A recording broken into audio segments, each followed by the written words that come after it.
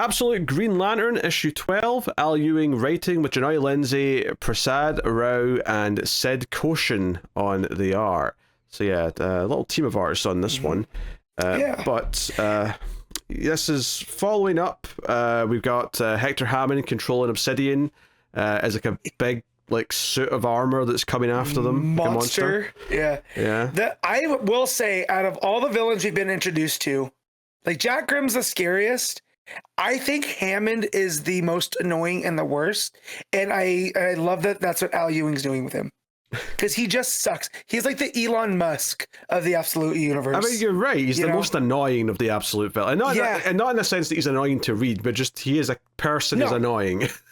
Yes. And again, credit to Al Ewing for choosing to make that his defining character trait, that he just sucks. And, there's no coolness to Hector Hammond, because like even in Absolute Flash, Eleanor, like she has like this cold, like clinical scientific vibe to her. Hammond has none of that, he's just constantly saying, don't tell me what to do. I know what I'm doing. And then messing everything up. And I love that for him. Yeah, so we get some more flashbacks as well to funeral back in Evergreen. Hal and Joe kind of bonding, him apologizing for not being at the wedding and whatnot. But it's setting up this idea that even though her marriage is falling apart, she wouldn't want to ever give up the ring. And Cameron even says to her, why did you keep that ring? I got rid of mine. It was like a sense of closure. I sold it. And it was like us saying goodbye to the marriage. But no, it still means something to Joe. It's still like, all the failures of her life, it's still her life, so she's still going to remember them. So it's interesting that the green energy doesn't necessarily have to be tied to a ring here, but it just is for her because it's sort of like become imbued with her wedding ring. It's almost like her focus piece, right? Like in, like in Inception, they all have that totem. Yeah. Right, they're tied to the world. I feel like that's her ring.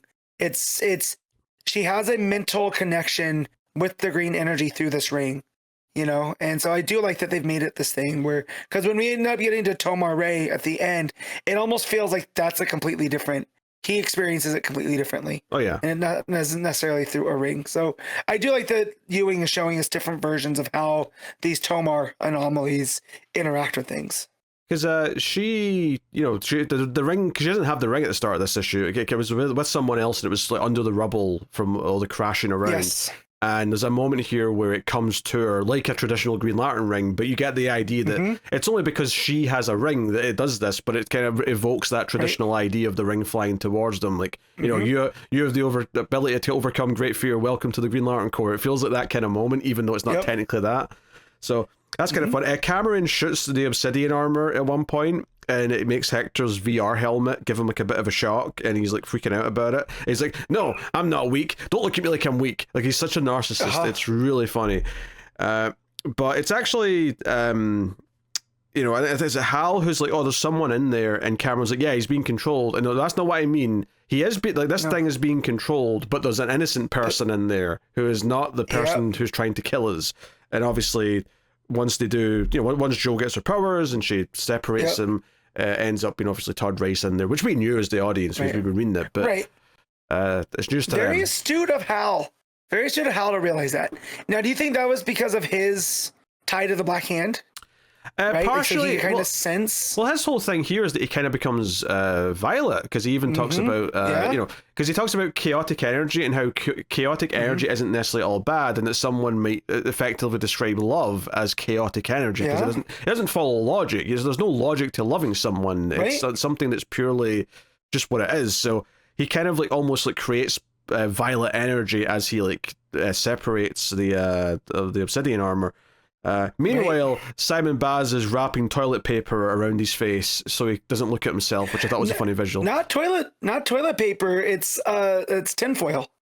Oh, it's tinfoil. Because Chase makes. Oh yeah. Yeah, she makes the case like, oh, so you're also protecting us from the alien thoughts. Okay, so, that's funny. I love Absolute Chase. Like she's she's my kind of character.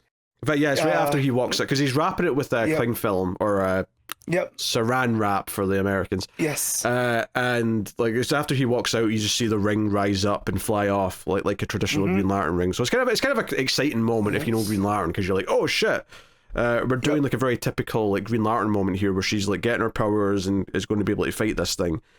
So it's fun. So and then obviously Hal embodies Violet, which is kind of nice and kind of a weird spiritual thing because that's what his girlfriend is in the main universe. So it's like a little flip-a-do, if you will. And it's almost compassionate as well, because he's like, we need to help them up. There's someone in there trapped. And then he talks about how the Black Star itself is an anomaly, right? So he has all these feelings. Like it's almost like it completely overtakes him, right? But it's because of the other person in there that he's feeling for. And I just, again, I like how Ewing's twisting the lore that we're so familiar with, because it's keeping me on my toes. You know, because I was not expecting Hal to be imbued with the violet light here. But there's a little nudge and a wink occasionally, though, because at one point in the flashback when he's talking to Joe, he says, oh no, I'm selling toys, I've got a house, I've got everything I want. And as he says that, he looks up because there's a jet flying overhead, and it's like he's saying, oh, what else could I want? And it's like, oh, you could be a pilot, dude. Like, could be. I also like him talking about his family and how everybody left, so that just leaves him on his own.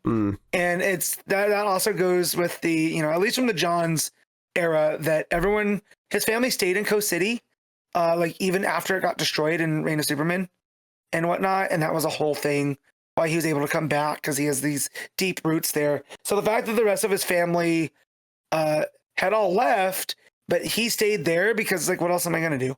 Like, that's my home, so, it's doing contrary things to the typical Hal Jordan, which, again, when he ends up being imbued with this violet light because of the chaotic energy, it kind of ties that together. Yeah, and then obviously when Baz shows up after they've gotten Todd Rice out of the Obsidian thing, it's like, hey guys, look over the side of the building, there's something you need to see. And of course, the Green Lantern, the big symbol, is now floating above the city.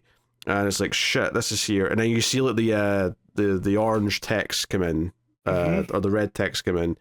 And Tomar Ray calls her, first of all, he calls her Tomar Joe, which I thought was an interesting little touch. And then he's like, Lantern is a poor translation. A better word in your language is gun. And you get this full page spread at the end of the glowing orange Tomar Ray, who's like, anyway, I'm going to go kill Mogo with it. Coming? And I'm like, do we want to do that? Is that a good guy thing? I don't know if it is, Tomar. Because just remember, he was the survivor. Mogo tried to get rid of him as well. With Sinestro, right? Because Sinestro's piloting Mogo, and Mogo's this being of the dark energy and whatnot, and he is an anomaly. So again, I do like that he called her Tomar Joe, because he's just calling her a fellow anomaly. And yeah, I was being like, I'm gonna go shoot Mogo with it. I thought that was a pretty metal line. I was like, this guy's crazy. I like him. It's a hell of a cliffhanger. I mean, I think this issue is really solid because it has all this, it has all the action. It has like the ring coming to her. She gets to feel big. You've got the Violet pivot with Hal. Good character moments for both Cameron and Baz. And then the big cliffhanger. So, I mean, honestly, it's hard to say this wasn't like a fun issue. And then the funny stuff with Hector Hammond being mad that his fight's not going the way that he wants it to is very satisfying. Yeah. And he won't take, like, other people are trying to give him, like, hey, this is how we do it. He's like, don't tell me what to do. And Carol, who we think is Carol, right? Have we been confirmed? That's Carol, we don't know. Assistant? I don't think we know for sure. Do we? Okay. Yeah, I don't think so. I can't remember. I read too many comics. But even she's like, yeah, guys, just let him be. Because she's seen this too many times, that he just sucks. Also, the energy coming out of the obsidian creature is like blue. And then again, that can't be by accident, right? So again, it's playing with all these different... Is Todd going to be blue energy once he wakes up? Because when he wakes up, they're like, he's... where's it at? They go, do you know this guy? Yeah, he's like, he's not in good shape. The green power is being very strange around him. I don't think he's in good shape. And I initially took that to mean, it's like, oh, because he saw all of this dark energy dumped into him by Hector Hammond and everything. But seeing that he was throwing the blue lights, and we know what the hope energy does traditionally to the green, he doesn't necessarily see like that it was a bad version of it acting differently. And Joe did get seemingly a bit more powered up when that stuff started happening. So I don't know. Maybe he is going to be this representation of blue or whatever it is. Like he lived through whatever this experiment was, and now he knows it's on the other side. But yeah, I love our cast of characters in this as well. Like Baz and Chase and just Tomar Ray. And be like, yeah, I'm gonna go shoot a planet with this thing. Let's go. You know, and like, I don't know, guys. Like we just met him, you know, and then when we get Guy and John and all that stuff back too, like I can't wait to get back to that whole, you know, the monk versions of them to see how they factor into all of this. And it's Ewing has slowly, like methodically paced us out to I'm getting more excited with each issue. Yeah, no, I mean, I think it's been building really nicely. It's not my favorite issue of the book, just because I think the Goldface coming together, those two issues were like, oh, chef's kiss. But this was really good stuff, and I like the build that it's doing. And I'll give it credit. Like when I saw 3 artists, I was very worried. I don't think it's actually as noticeable as it usually is when there's 3 artists. Like I can notice a little bit of a change if I'm really looking forward towards the end, but I don't think the styles change dramatically. I noticed it the most when it went to the flashback. The flashback, yeah, that's kind of obvious. That's an obvious place to have a different artist for a couple of pages, yeah. And so that felt like KOTIAN from the last issues that we've had, and a lot of the action stuff felt like LINDSAY. So I don't know where the third artist pops in at. I can't really tell. So. But yeah, it was all handled very well. But it didn't feel like that horrible Green Lantern Corps issue where there was like 4 artists and it was like all over the place. Like styles were changing on the fly. You couldn't really tell if one alien was supposed to be the same character page to page. It didn't have that at all. It still flowed quite well and felt like it was in a similar style. Now, obviously, Lindsay's style, I've always liked the layouts. I've always thought the progressions felt really good. The actual art line style isn't necessarily to my taste. So it's not like I love the art necessarily, but it's consistent, more consistent than you would think it was going to be based on the fact that there's 3 artists. So, you know, fair play to that as well. So, no, loving what it's doing. Excited to see where this cliffhanger leads. But yeah. What are you giving Absolute Green Lantern, Matt? I'm giving this a straight 8. Yeah, I think I agree with a straight 8. Yeah, straight 8. I was debating with myself, but I think that's right.